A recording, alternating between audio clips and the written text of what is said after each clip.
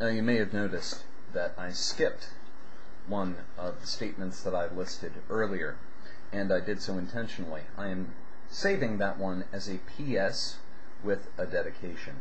Azranok, this one is specifically for you, not because I believe that you would agree with this statement, but rather because I think you would find the response edifying.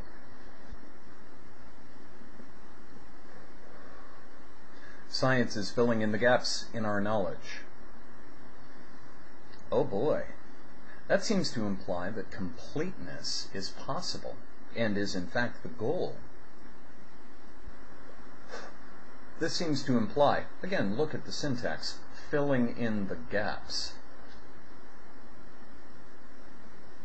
That there will come a point at which there will be nothing left to verify.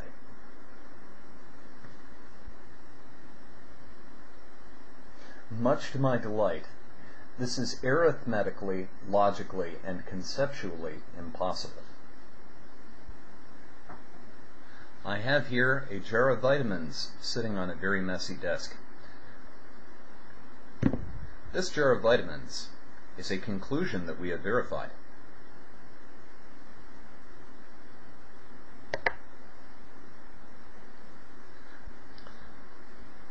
This lighter is another conclusion that we have verified.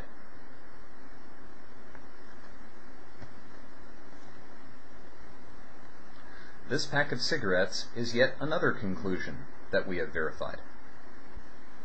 Let us say for the moment that these three objects comprise the entirety of that which may be known.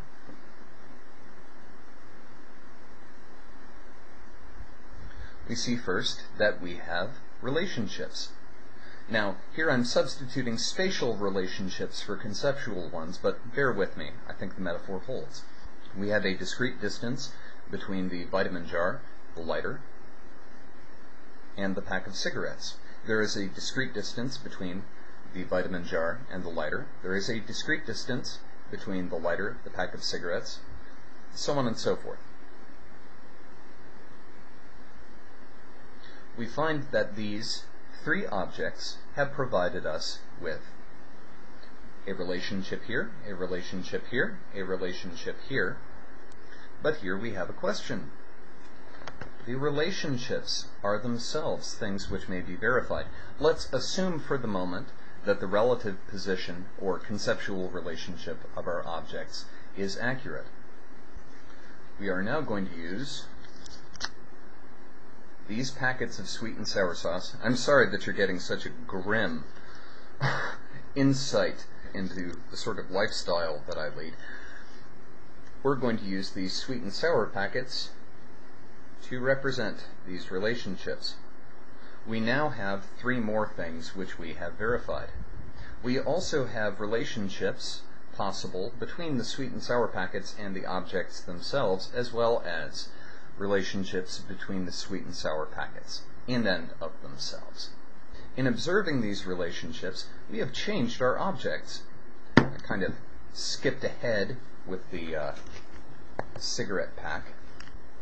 We have changed our objects.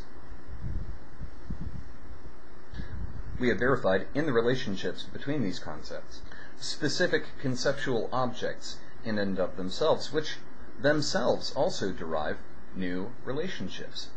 This process of derivation is necessarily infinite. Every time we observe a new relationship, we will, in effect, be creating a new point to which a relationship can be drawn. Even with three objects, we have the capacity for an infinite body of knowledge. And here's the real kicker. At every point in the process, every time we have observed a relationship, it is not perceptible necessarily to the naked eye, but every time I observe a relationship, I am moving something. Heisenberg, the process of observation does produce change in that which we observe. In recognizing the capacity and relative position of these objects within the context of this infinite connectivity provided by relationship, and relationship itself as potential point for relationship, we have revealed traits in our original objects.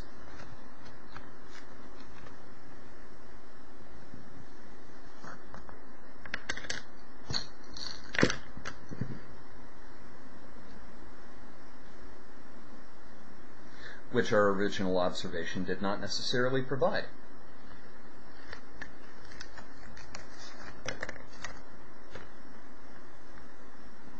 All this to say, don't worry about running out of things to verify. We can't. Even there, we were assuming that our objects were completely static, perfectly static, unchanging, and that there was nothing in them that was changing in such a way that our original verification would need further verification. This is, of course, not the case.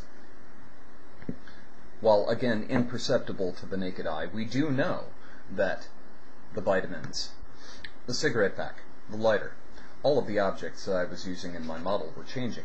It may not have been visible on camera, but I could even observe movement. Inside my sweet and sour packets.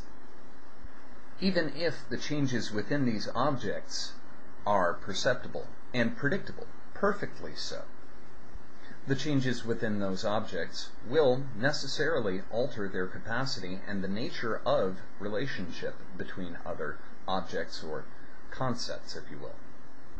Given that this can be said of any object, any concept, and any relationship between object and concept, concept and concept, object and object, we very rapidly find that completeness of knowledge, particularly when considering a subject in motion, is impossible, simply by virtue of velocity. Change occurs faster than the capacity to observe or record change. Personally, I find that a very heartening